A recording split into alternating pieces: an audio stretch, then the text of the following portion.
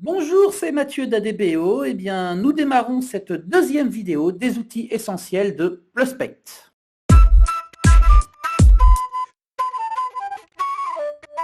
Dans cette vidéo, nous allons continuer un peu notre travail sur notre petit modèle. D'ailleurs, je vais supprimer le toit dont je n'ai absolument plus besoin. Voilà, que j'avais fait juste pour la vidéo précédente. Et dans le cours de cette vidéo, nous allons voir différents éléments. Nous allons commencer par retravailler sur les outils de sol pour apprendre à faire des structures de plancher, à faire des fondations. Nous approfondirons aussi le travail des outils de toiture pour voir des toits un peu plus complexes. Nous apprendrons à personnaliser aussi nos charpentes, nous apprendrons à personnaliser nos scènes, à personnaliser nos matériaux, et enfin, nous verrons un petit peu comment fonctionnent les objets BIM dans Pluspect. Explorons ensemble maintenant les outils supplémentaires de la base d'outils sol que nous n'avions pas regardé dans les précédentes vidéos, à savoir ces trois outils qui sont là. Je vais commencer par celui-ci, Slab Footing Tool, qui va me permettre de créer des éléments de fondation ou de structure. Je clique dessus, je peux du coup indiquer une largeur, une hauteur. Donc la largeur, je vais mettre 45 et puis la hauteur, moi je vais mettre 32. Hop là. Je fais Submit et après, je clique pour dessiner mon objet comme toujours. Un clic, je bouge pour indiquer une direction et je peux par exemple taper une valeur à la main, la valider. Et si je revalide une deuxième fois, je termine mon objet pour m'arrêter là puisque ça me suffit.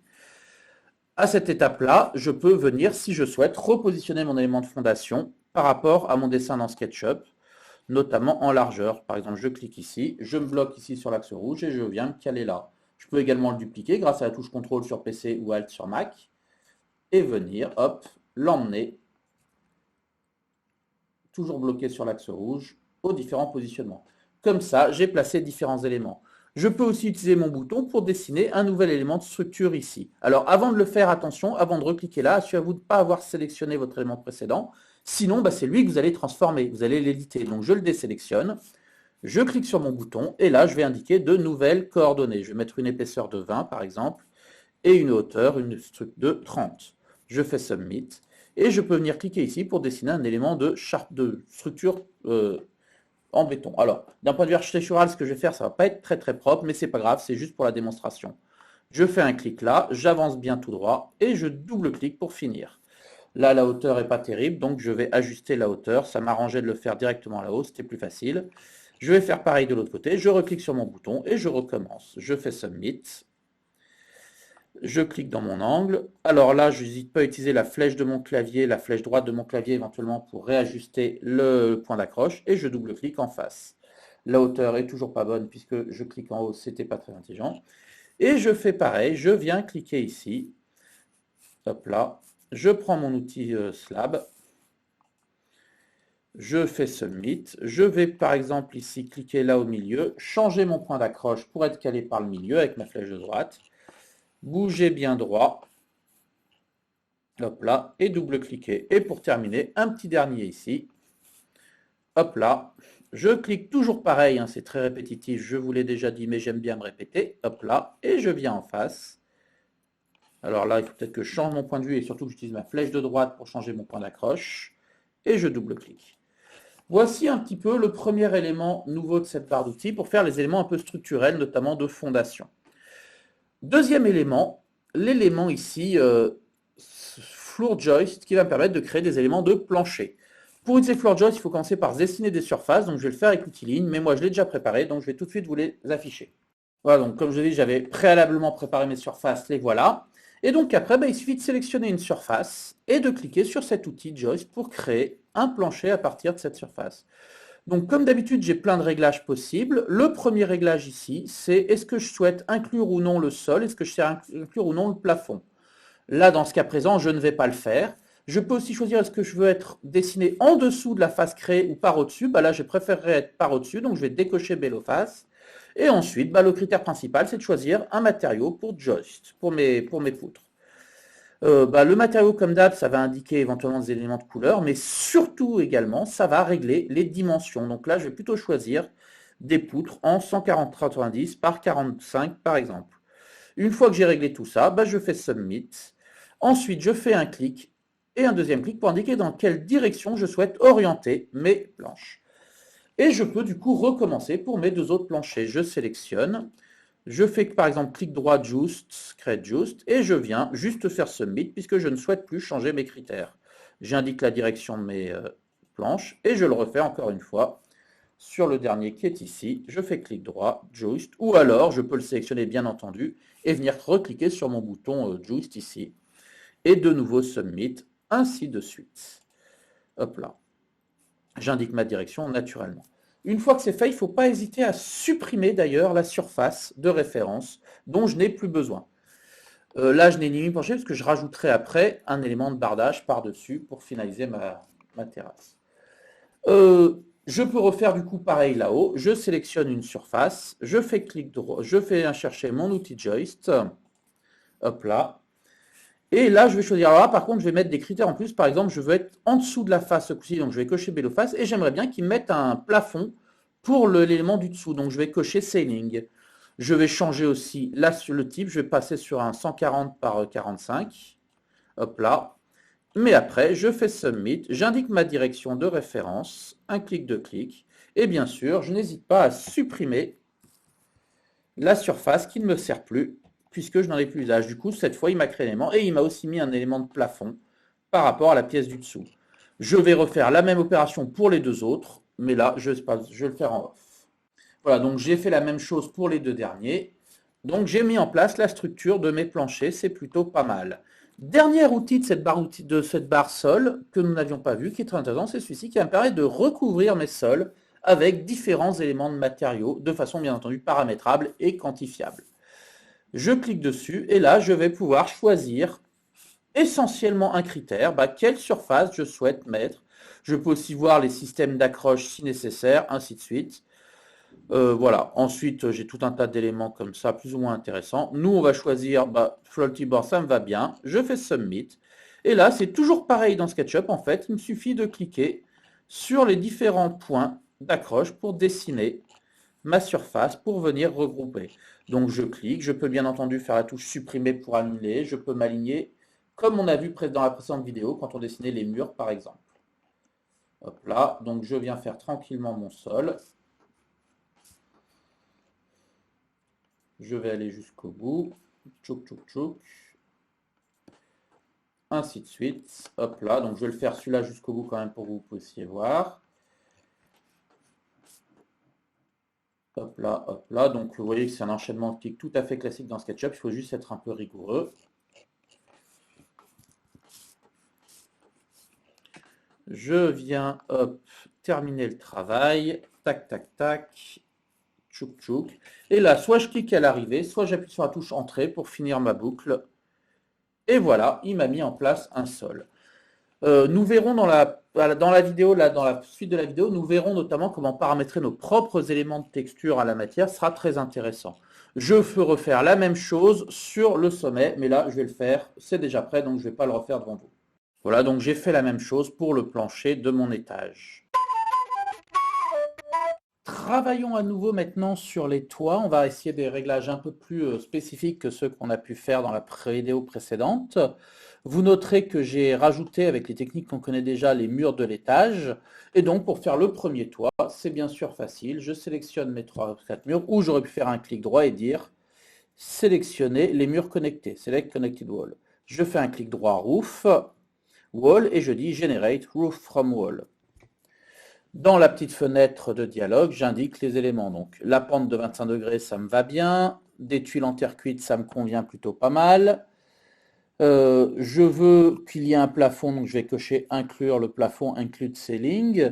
Et je vais dire que je veux un débord de toit de 60 cm. Dans Material, je vais venir choisir mes briques. J'aime bien moi celle-ci, les Curvado Glazed Honey. Et je vais faire pareil pour le capping, pour le chapeau de mon toit. Hop là. Ensuite, je fais Submit et il va du coup me créer mon toit automatiquement comme on a déjà pu le constater précédemment.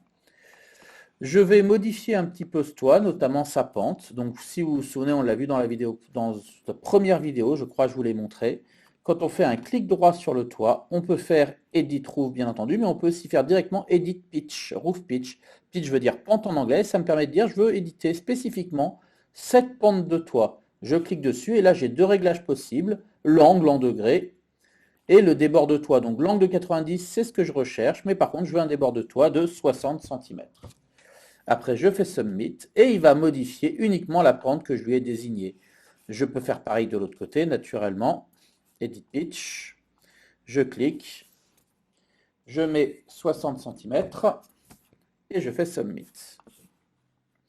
Il m'a donc modifié mon toit et exactement comme je vous le montrais dans la première vidéo que j'ai faite de présentation prospect, je peux du coup sélectionner mes deux murs et venir les éditer à leur tour pour les mettre en accord. De nouveau, je fais Edit Wall.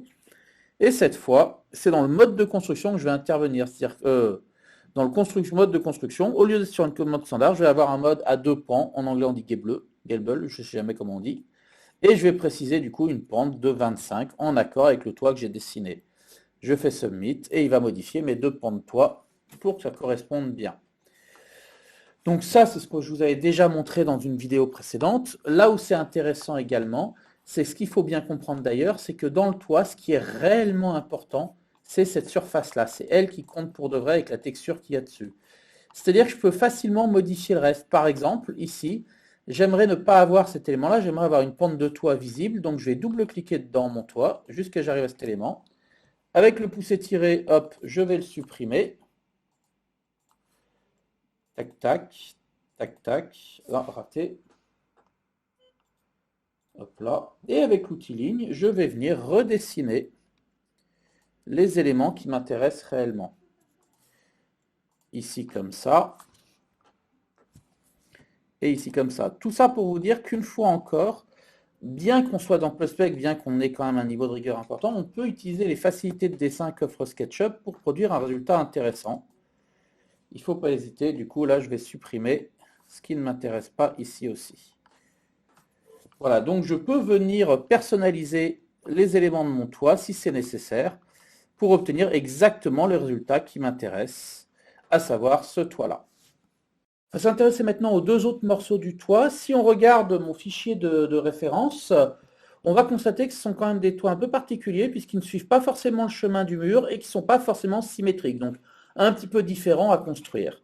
Donc je vais revenir dans mon fichier et je vais m'en occuper. Mais avant, je vais représenter à l'avance mes plafonds, mes ceilings, puisque eux, ne suivant pas le mur avec le toit, je ne voudrais pas mettre de plafond par exemple dans cette zone-là. Donc je vais aller cliquer dans l'option toit et là je vais prendre l'outil Ceiling Tool qui va me permettre de créer mes plafonds. Comme d'habitude, j'ai une fenêtre de dialogue dans laquelle je pourrais choisir essentiellement le type de matériau qui m'intéresse. Je fais Submit et comme d'habitude, je vais les tracer clic par clic. Alors normalement, il faudrait que je les trace directement là-bas en bas, mais pour me simplifier la vie, moi je vais les tracer au niveau du sommet de mon mur. Alors je veux me simplifier la vie, mais je fais déjà une bêtise. Donc là, je fais supprimer pour revenir en arrière. Hop, et j'enchaîne mes clics, comme on l'a déjà fait plein de fois, pour différents outils de Prospect.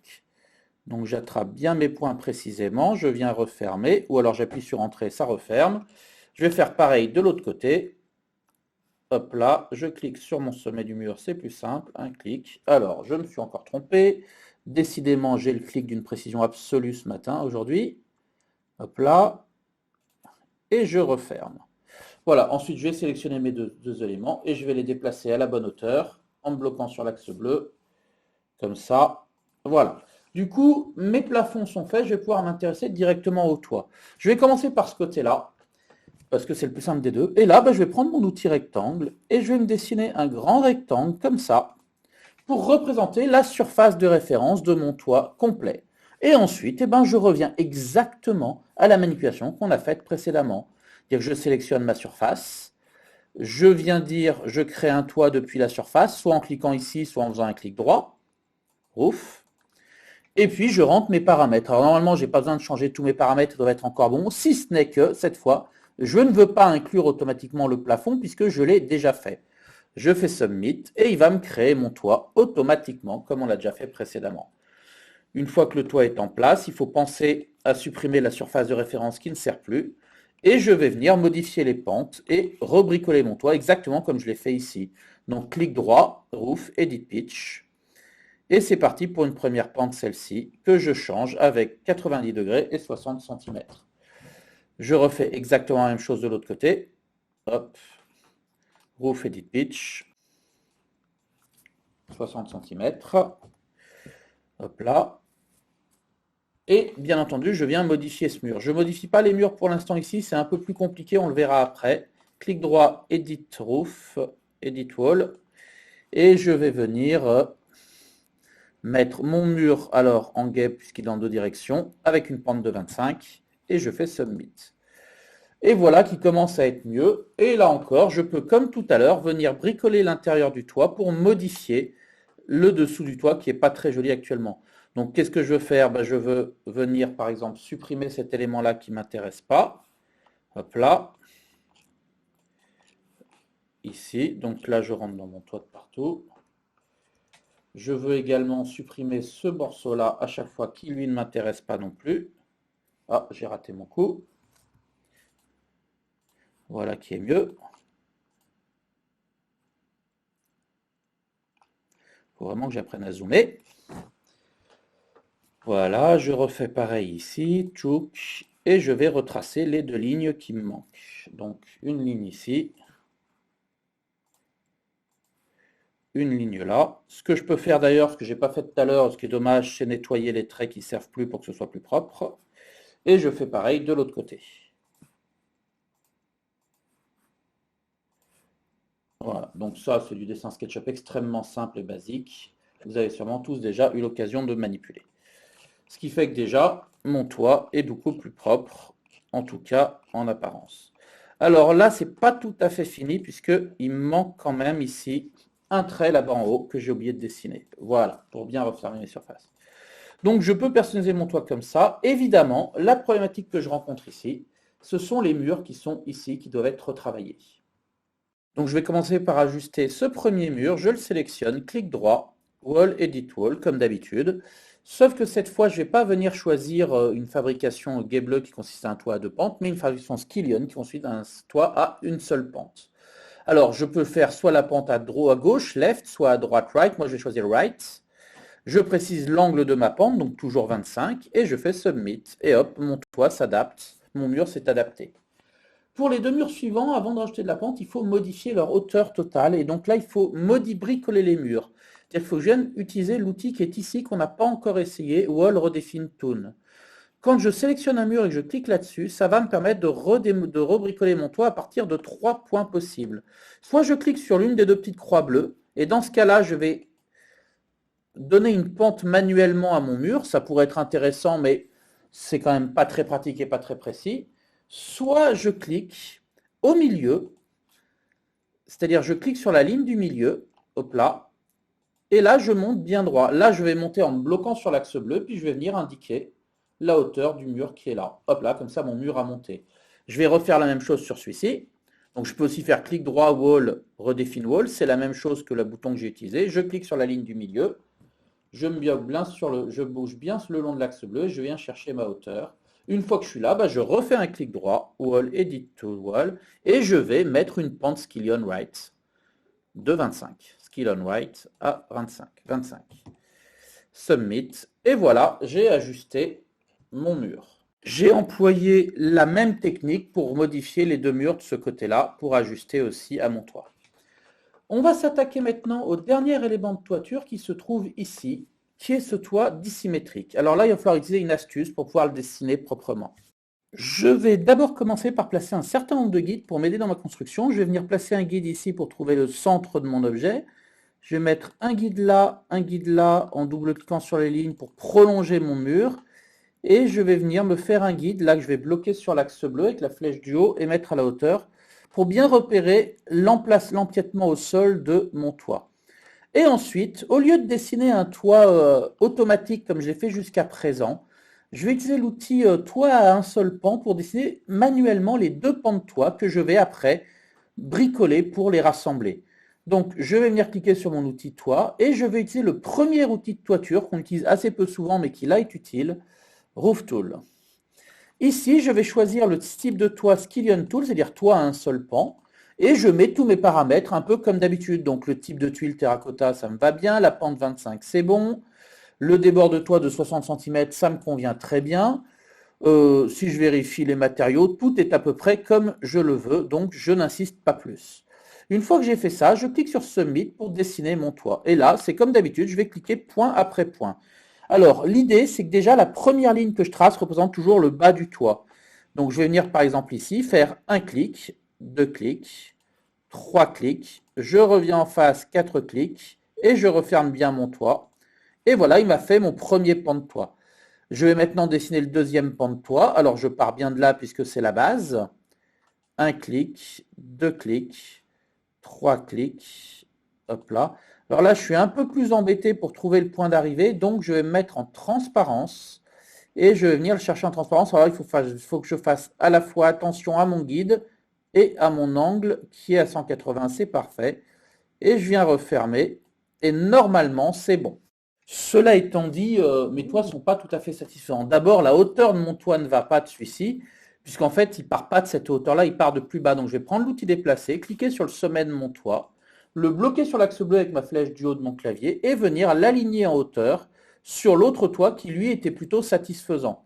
Comme ça, c'est mieux. Ensuite, je vais prendre l'outil guide et je vais venir me placer un petit guide entre les deux ici pour bien repérer l'endroit où les trois devraient réellement se croiser. Et après, c'est assez facile. Je double-clique dans mes toits un par un. Donc, je vais commencer par celui-ci. Là, je vais aller dans Affichage, Modification du composant et dire je veux revoir le reste du modèle. Ce sera plus facile. Je sélectionne juste cette surface-là. Et avec l'outil déplacer, je vais la ramener à la position qu'elle aurait dû occuper. Donc là, je ne vais pas hésiter à me mettre en transparence. Ce sera plus facile. Hop là. Et je viens cliquer ici. Si je remets la transparence, c'est bon. Voilà, et je vais faire pareil de l'autre côté. Je viens sélectionner le toit de l'autre côté, je double-clique dedans, je sélectionne cette surface, et avec l'outil déplacer, je vais venir ramener le toit. Alors là, j'ai fait la touche CTRL, ça ne va pas, ici, pour bien positionner mes toits comme il faut. Donc là, j'ai déjà un toit qui est en place, qui est pas mal. Ça reste un outil Pluspec, dessiné avec Pluspec, donc ça reste mesurable en BIM, tout ça quantifiable. Ce que je peux faire par exemple, c'est venir piquer cet élément qui est ici pour le dupliquer. Hop là, je viens piquer les éléments qui sont là, donc je vais les sélectionner. Je vais les copier, CTRL-C, sortir de là, faire édition, coller sur place. Je vais tout de suite en faire un groupe. Et avec l'outil déplacer, je vais faire l'opération suivante. Je vais venir cliquer sur le point qui est là et je vais venir les faire correspondre au point de mon nouveau toit, comme ça. J'ai placé mon chapeau de mon fêtière bien comme il faut. Alors, ce qu'il faut quand même, c'est rentrer dans le groupe, puisque si je me mets en transparence, je vais voir qu'il y en a un petit peu trop. Donc, je vais en enlever une série pour être un peu plus à l'aise au niveau de mon dessin. Et voilà qui est déjà pas mal. Pour terminer le dessin de la toiture, il faut quand même que je gère la partie qui dépasse. Vous voyez, si je me mets en transparence, je vais voir que mes toits dépassent dans le mur, ce qui théoriquement n'est pas possible. Donc, je vais double-cliquer en fait dans l'un de mes groupes et je vais juste venir les modifier. Voilà, donc, je double-clique. Là, je vais venir sélectionner cette face-là, prendre mon pouce étiré, un clic. Je vais bien entendu faire affichage, monsieur du bouton, faire réapparaître le reste du modèle pour pouvoir venir aligner ma vue ici. C'est quasiment la même chose de l'autre côté. Je vais double-cliquer dedans. Sauf qu'avant de faire le pouce étiré, il faut que je vienne prendre l'outil ligne pour marquer ici une séparation. Ensuite, je masque, je prends le pouce étiré. En fait, je peux même faire, je pense, directement un pouce étiré comme ça ici. Voilà. Masquer le reste du modèle est plus une question de confort. Comme ça, j'ai ajusté. Comme je vous l'avais déjà dit, à chaque fois, c'est vraiment cette surface qui est importante. Donc, c'est elle qui doit être bien faite. Et là, elle est bien faite. Il y a un dernier petit truc qu'il faut que j'ajuste ici, c'est ma gouttière, naturellement. Alors là, je vais me contenter de faire une petite mise à l'échelle. Hop, ça devrait me suffire largement. Voilà qui est parfait. Et pour conclure, il faut que je modifie mon mur. Normalement, je dois pouvoir me contenter de sélectionner mon mur et de faire Edit Wall et de dire que c'est un toit à deux pans de 25. Donc guet bleu, 25. Et on regarde ce que ça donne. Et ma foi, le résultat est tout à fait satisfaisant. Dans la même philosophie, pour finaliser mon toit, il faut que je redécoupe un peu le toit qui est là par rapport au mur. Donc je vais double-cliquer dedans jusqu'à ce que j'arrive à sélectionner cette face. Je vais afficher le reste du modèle. D'ailleurs, moi, je me suis créé un petit raccourci clavier W pour aller plus vite. Et là, avec l'outil ligne, je vais venir tracer les lignes dont j'ai besoin. Une ligne là, une ligne là. Là, je vais utiliser mon raccourci W pour aller facilement jusqu'en haut. Là, je peux partir du coup comme ça. Je refais W et je viens finir mon tracé. Une fois que c'est fait, avec la gomme, j'enlève les bouts de toit qui ne me servent pas. Comme ça, ma surface de référence du toit est bien propre. Je vais faire la même chose ici, c'est-à-dire que je vais prendre l'outil ligne, hop, et venir me tracer, hop, avec la touche W à chaque fois pour faire apparaître, disparaître. Ici, une première surface que je peux pousser, tirer du coup jusque là et nettoyer ce qui ne m'intéresse pas. Et pareil de ce côté-là, pour avoir un toit bien propre, bien fini. Hop là, et je nettoie ce qui ne sert à rien. C'est bon, non, c'est pas bon. Voilà, et du coup, j'ai mon tracé de 3 qui est pas mal. Il faut que j'enlève ce petit bout de tuile là, et j'ai envie de redimensionner juste celle-ci pour l'ajuster.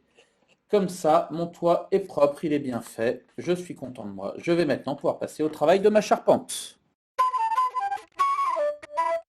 Dans les vidéos précédentes, on a vu comment on pouvait générer une structure aussi pour notre toit avec quelques clics. Eh bien, même si on a fabriqué ces deux toits de façon différente, ça marche parfaitement aussi. Vous voyez, si je sélectionne la surface de mon toit et que je viens cliquer sur mon outil de toiture, sur l'outil de framing de charpente, eh bien, je vais pouvoir générer mon toit en cliquant sur Submit. Je sais que ça va être un peu long, qu'il faut être patient, donc je vais mettre l'enregistrement en pause pendant ce temps-là. Voilà, ça a l'air d'être fait. Chez moi, ça a pris une dizaine de secondes. Donc, si je fais apparaître la structure, je vois le résultat. Très bien. Et je vais pouvoir refaire la même chose de l'autre côté. Je sélectionne ma surface, je clique sur mon bouton et je lance Submit et je mets mon enregistrement en pause le temps que ça se fasse. Voilà, de nouveau, après 10-15 secondes, j'ai une structure qui est en place. Je vais juste venir double-cliquer sur l'une de mes deux structures pour venir supprimer l'un des éléments en haut pour éviter de l'avoir en doublon puisque j'ai le même de chaque côté. Voilà qui est mieux. Ce que je voulais vous montrer aussi ici maintenant dans cette partie de la vidéo, c'est la possibilité que vous avez de faire quelques éléments manuellement de charpente. Qu'est-ce que je pourrais vous faire comme exemple? Voilà, ah bah tiens, voilà. Alors, je vais vous faire ça très simple, hein, c'est juste pour vous montrer. Quand vous cliquez sur le bouton Roof Framing Tools, vous avez la possibilité, en allant tout en bas ici, de prendre le rubrique alternative qui va vous permettre de dessiner manuellement, point par point, différents éléments de charpente. Par exemple, Rafter, ça nous permet de redessiner des chevrons. Si je clique sur Draw, alors avant de faire ça, peut-être que je me mette quelques guides. Alors, j'ai pas vraiment besoin de le faire, je le fais, c'est juste pour l'exemple.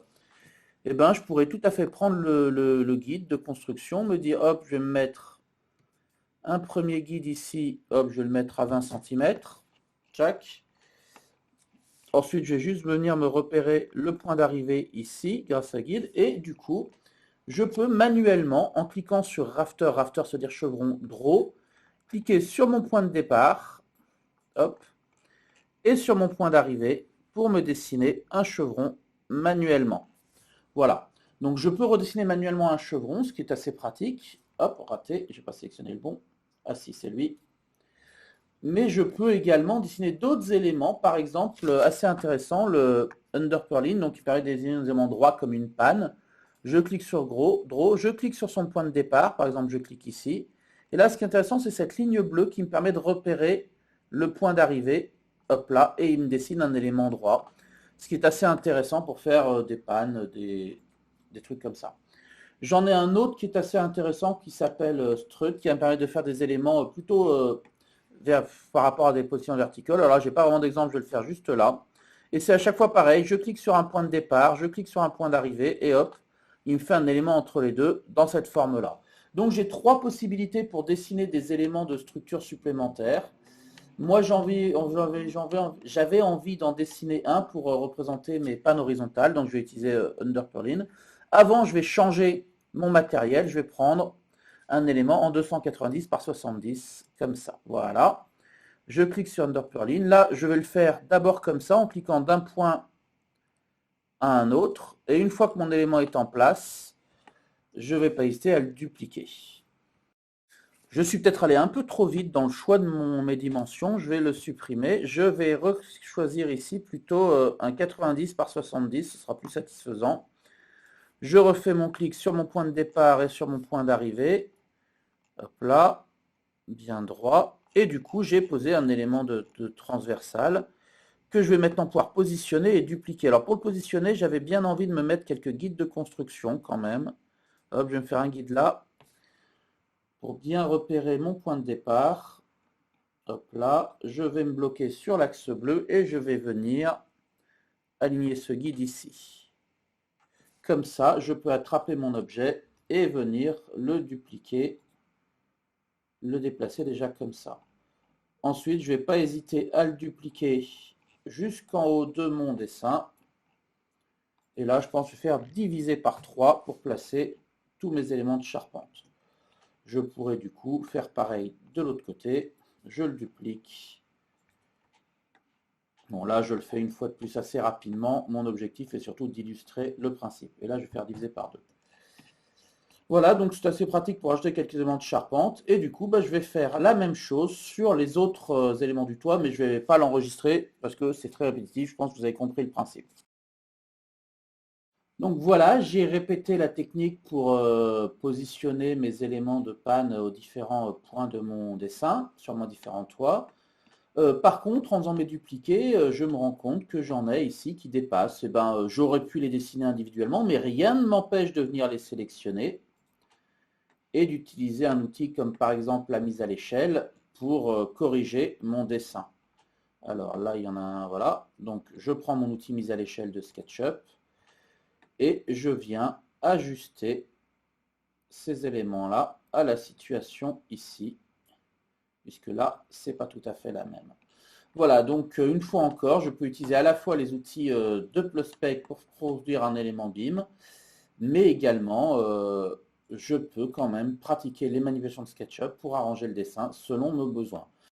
Voilà, donc pour finir avec ma structure, je vais rajouter juste mes 3 poteaux ici. Donc pour créer des poteaux, j'ai un outil ici qui s'appelle Post, Create Post colonne, pour créer des poteaux ou des colonnes. Il marche comme tous les autres en fait. On vient ici, on indique des coordonnées, donc je vais taper une hauteur, donc je crois que c'est 178. Ça me va bien. Je choisis quel type de poteau je veux. Est-ce que je veux qu'il soit en brique? Est-ce que je sois d'un seul bloc? Est-ce que je veux faire des poteaux base ronde, elliptique? Moi, Timber, ça me va bien. Je fais Submit et je peux venir le poser ici. Alors, ça aurait valu à peine que je mette à l'avance des guides. Là, je peux le faire pivoter, donc je pourrais taper un angle ou pas et je valide et c'est bon. Je ne vais pas hésiter à repositionner un petit peu mon poteau par rapport à mon poutre parce que j'ai fait ça un petit peu trop à l'arrache. Hop là. On va zoomer un peu, ce sera plus facile.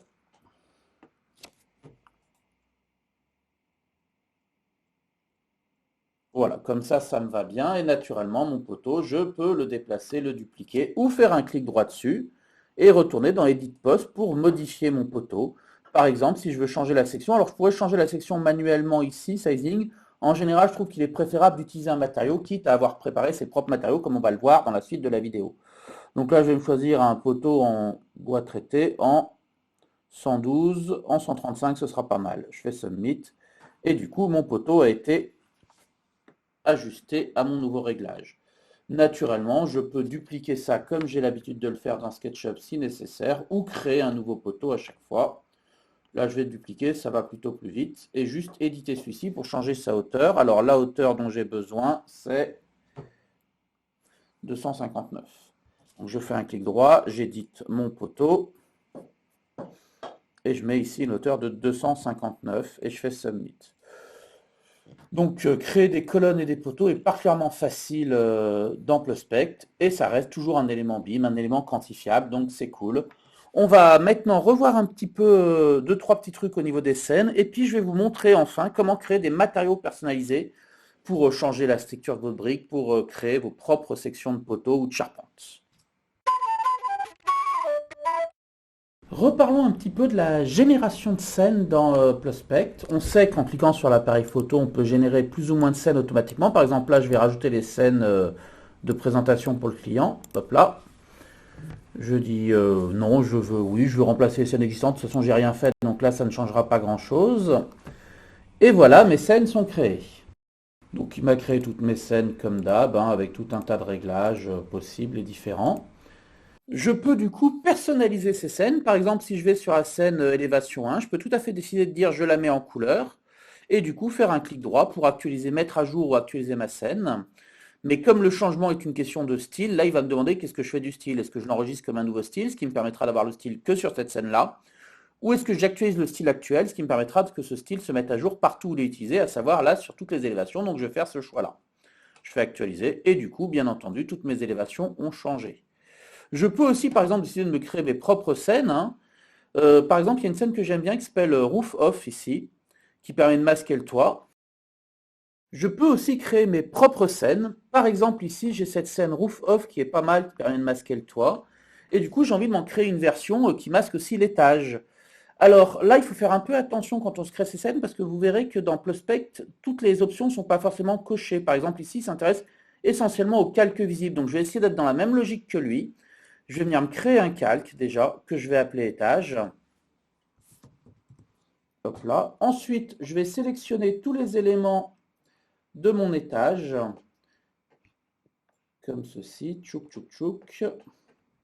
Alors, il faudra peut-être que je fasse en plusieurs fois parce que je ne vais pas réussir à tous les voir d'un coup. Je vais les mettre dans un groupe. Je vais créer un groupe.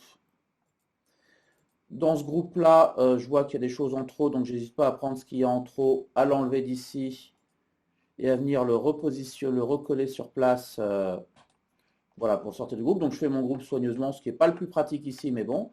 Et ce groupe, avec info sur l'entité, je vais le mettre sur mon calque étage que je me suis créé. Hop là, je vais masquer le calque étage, comme ça je vois où j'en suis un petit peu. Voilà, je vois par exemple que j'ai oublié ça. Hop là, je refais apparaître étage, je rentre dans mon groupe, édition collée sur place. Bon là c'est un peu fastidieux parce que j'ai pas trop réfléchi à l'avance en fait à la façon dont j'allais m'y prendre. Hop là, et c'est un tort, il faudrait toujours réfléchir avant de faire les choses. Coller sur place. Voilà, du coup j'ai créé ce calque étage et du coup je vais pouvoir me créer une nouvelle scène hop, dans lequel je vais masquer le calque étage. Donc je vais masquer mon calque étage. Hop là. Et je me crée une nouvelle scène que je vais appeler étage off. Alors évidemment, j'aurais pu choisir d'autres approches du problème, mais du coup, quand je fais all, j'ai tout, et quand je fais roof off, je masque le toit, étage off, je masque l'étage, ce qui est plutôt pratique pour travailler. Je pourrais utiliser le même genre de techniques pour me faire des scènes de plan au niveau des sols, tout ça, pour les personnaliser. Je vais à présent vous parler de la technique qui vous permet de personnaliser, de créer vos propres matériaux personnalisés, ce qui sera intéressant pour les charpentes, pour les murs, pour tout en fait. Alors je vais le faire déjà, je vais vous montrer l'exemple sur une charpente parce que c'est ce qu'on a travaillé jusqu'à présent. Je vais venir dans un fichier à côté pour avoir une charpente un petit peu plus complexe que celle que j'avais en place. Je vais double-cliquer sur mon toit, sélectionner là et cliquer sur mon outil charpente. Alors, on le sait, on peut choisir différents types d'éléments, hein. Et le choix des textures a un effet graphique qui est ici essentiellement sur la charpente qui n'est pas très développé, mais surtout un effet sur les dimensions. Et donc je peux me créer par exemple pour différencier mes deux éléments de charpente, mes rafters des ridges, créer une version personnalisée. Alors je vais commencer par partir d'un élément qui est relativement proche de ce que je veux. Là je vais prendre un H2 240-45. Et ensuite, je peux cliquer sur le bouton Create Material pour créer mon propre matériel. En général, ça vaut vraiment le coup de partir d'un matériau qui existe déjà et de venir le bricoler. Là, il faudra s'identifier avec votre identifiant et votre mot de passe Pluspect. Donc, je m'identifie. Et là, j'arrive sur la page de création de matériaux. Comme je suis parti d'un matériau qui existait déjà, du coup, j'ai déjà tout un tas de critères en place. Là, je vais surtout changer l'image. C'est la seule chose qui m'intéresse vraiment. J'ai préparé à l'avance cette image où j'ai mis une version vert. Et je vais juste préciser, éventuellement, je pourrais changer le nom. Je vais juste rajouter H2 ici. Voilà. Je pourrais changer les dimensions de l'image, je pourrais changer aussi les paramètres de dimension de l'élément que Pluspect va créer. Là, c'est pour faire un exemple rapide, je touche à rien. Quand je suis d'accord, je fais I agree, je fais créer le matériel. Et au bout de quelques secondes, il va vous afficher, là, lui dire c'est créé, tout est fait avec toutes les caractéristiques de ce que vous venez de créer. Je peux refermer cette fenêtre. Et donc, une fois que ma matière est créée, je vais venir pouvoir l'utiliser dans ma structure. Donc, je viens dans ma fenêtre structure. Je fais ici, bon, je peux sélectionner si je le veux à l'avance mon H2 240, mais ce n'est pas très important puisque de toute façon, je vais venir chercher celui que j'ai choisi. Donc là, je fais Manage. Et quand je fais Manage, il va me ramener sur la fenêtre des matériaux. Là, je vais m'identifier à nouveau. Il aime bien que je m'identifie. Et là, j'ai la liste des matériaux que je me suis créé. Et j'ai plus qu'à attraper celui que je veux et le faire glisser dans la petite case qui est ici. Il va prendre quelques minutes pour le charger. Là, il met le heading. Et une fois que c'est chargé, vous le verrez, donc vous pouvez fermer la fenêtre et vous n'avez plus qu'à faire Submit pour créer votre truc, votre toit. Bien entendu, ça va prendre quelques secondes. Voilà, et donc si j'affiche la structure, je vais bien voir qu'il a utilisé le matériau que je lui ai précisé avec les dimensions et les éléments que je lui ai précisés, ce qui me permet donc de très facilement personnaliser mes éléments de structure, de matériaux, ainsi de suite. Je pourrais bien entendu utiliser la même méthode pour venir personnaliser les éléments du toit. Alors là, je ne vais pas le faire, c'est juste pour montrer que c'est possible, hein. Je pourrais venir personnaliser mes éléments de toiture, hein, bien entendu. venir en chercher ici. Il faudra s'identifier à chaque fois comme d'habitude, hein. Donc pour trouver d'autres modèles de tuiles, ou encore par exemple, je pourrais dans l'outil mur utiliser cette option Wall Surface Tool qui va me permettre de créer une surface de mur. Donc je vais venir choisir hop, un matériau personnalisé que j'ai créé précédemment. Tchac, tchac, tchac. Je vais prendre celui-ci là qui s'appelle bois vertical. Ce qui est intéressant, si vous voyez, c'est que j'ai paramétré avec une épaisseur de 18 mm. Et du coup, comme d'habitude, je le fais glisser. Et ensuite, j'utilise cet outil Wall. Alors, il faut que j'attende soit chargé. Et alors, l'outil Surface Wall, il est assez intéressant pour faire un effet de bardage, par exemple, puisqu'on fait un premier clic pour indiquer la surface du sol, et après, en enchaînant les clics, comme à chaque fois avec tous nos outils, on va venir, alors le plus dur étant de trouver le bon point de vue, hop, recouvrir notre mur d'un bardage.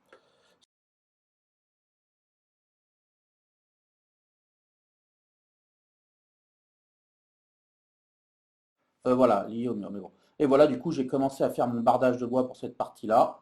Et je pourrais enchaîner, je pourrais venir retourner dans Éditer et choisir un autre type de surface.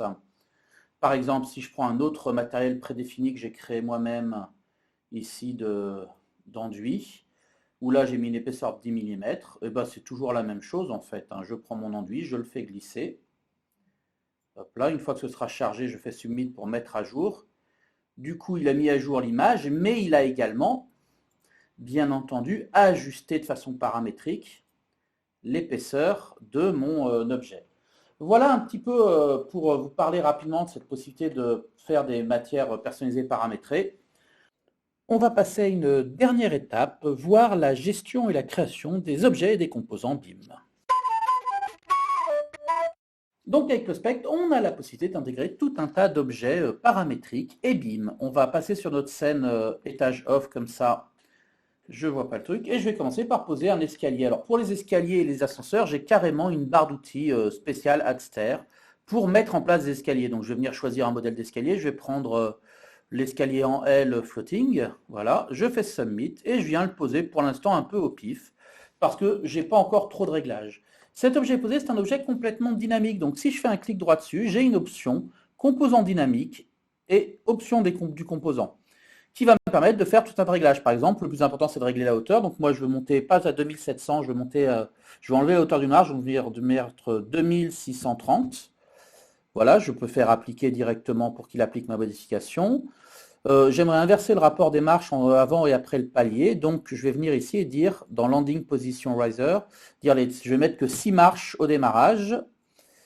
Voilà qui est mieux. Est-ce que j'ai d'autres réglages à voir?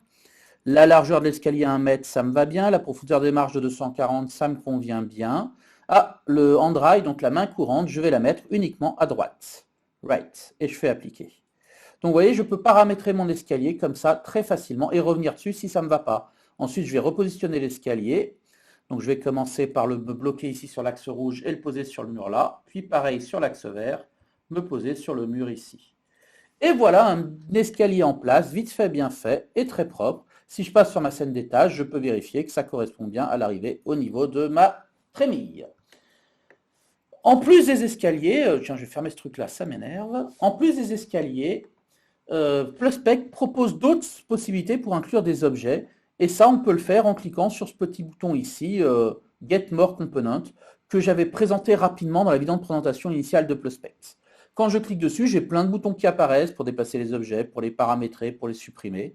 Et j'ai le premier bouton qui me permet de venir chercher dans la bibliothèque de base de Pluspec, où j'ai toute une bibliothèque de différents objets. J'ai des éléments de volets, j'ai des éléments de plomberie, de tuyauterie pour faire des douches, des toilettes. J'ai des éléments électriques, j'ai toutes sortes de choses, hein. Des éléments de poutres métalliques, très intéressants pour faire nos structures métalliques. J'ai des éléments pour mettre en extérieur, des barrières, des portes voilà. Vraiment tout un variable. J'ai même, ça c'est assez intéressant, la possibilité de mettre des petits éléments de plan tout près pour indiquer le nom de mes pièces, ainsi de suite. Et ce qu'on va faire, nous, on va prendre le plus simple, à savoir fourniture, où là je retrouve par exemple un lit. Le lit, c'est un classique de SketchUp en plus, mais si je clique dessus, du coup, je peux venir le poser directement. Et comme toujours, c'est un objet dynamique, donc j'ai des réglages. Alors celui-là, il a été pris directement dans la base de SketchUp, donc vous l'avez peut-être déjà essayé. Mais il y a d'autres objets tout simples, comme par exemple la table, un Submit.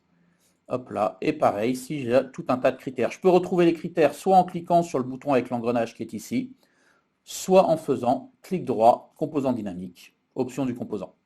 Donc on peut tout régler. Si je récupère par exemple, tiens, le drawer, le petit meuble de rangement, et ben dans les critères que je retrouve, j'ai par exemple le nombre de tiroirs horizontaux et verticaux que je peux venir changer.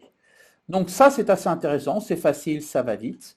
Et de plus, tout cela est BIM, c'est-à-dire que si je sélectionne par exemple l'escalier et que je clique ici sur le bouton BIM, je peux voir un peu les paramètres BIM, donc lui donner un nom, ce qui est déjà fait, et entrer tous les autres critères BIM qui peuvent m'intéresser, la classification, le type de classification naturellement, le prix d'installation, donc tout un tas d'éléments quantifiables classiques en BIM. C'est pareil pour la table ou pour la chaise. Hein, BIM. Et alors, ce que je voulais dire pour conclure, c'est que vous pouvez également transformer un objet BIM qui ne vient pas de Pluspect. Par exemple, vous avez dessiné un objet vous-même ou vous êtes allé télécharger sur Internet un objet. Par exemple, la fameuse chaise d'Oims, grand classique de la 3D dans SketchUp. Je la télécharge, je la mets dans mon modèle. Alors, son avantage, c'est qu'elle est particulièrement jolie.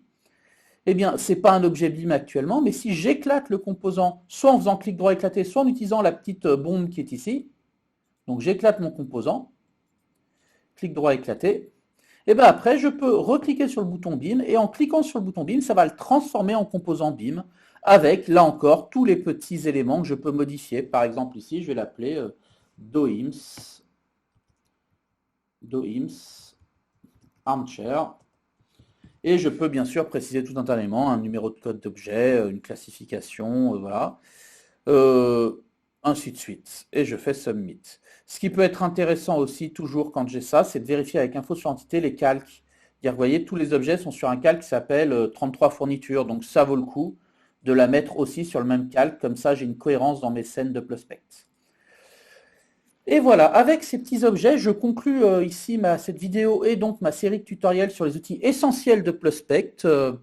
N'hésitez pas, vous avez l'habitude à nous suivre sur la chaîne YouTube d'ADBO pour de nouvelles vidéos, à vous abonner, à dire j'aime si nécessaire. Et si vous êtes intéressé par Pluspect, vous savez que vous pouvez le trouver sur le site adbo.com dans la rubrique logiciel. Au revoir et à bientôt.